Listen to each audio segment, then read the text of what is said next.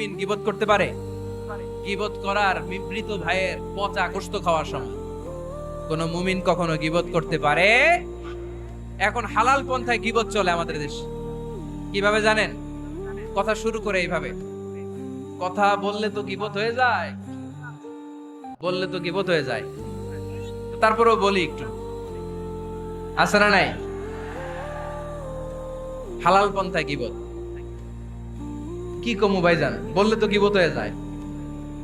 হালাল করতেছে, এটা হালাল হালাল হালাল না, বললে যদি গীবত হয়ে যায় তো বলবেন কেন? থামেন। কোন মুমিন কখনো গীবত করতে পারে?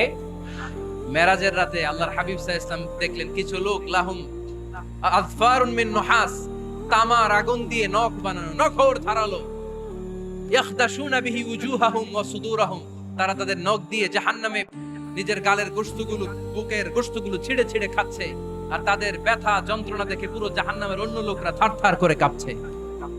আল্লাহর হাবিব বললেন, ইয়া জিবরিল মান হুম মান হাউলা, এরা কারা? সাইয়েদনা জিবরিল বললেন, হুম আহলুল গীবাতি মিন উম্মাতিক, এরা আপনার উম্মতের মধ্যে চায়ের দোকানে বসে বসে যারা গীবত করেছিল তারা। এজন্য কোন মুমিন গীবত করতে পারবে?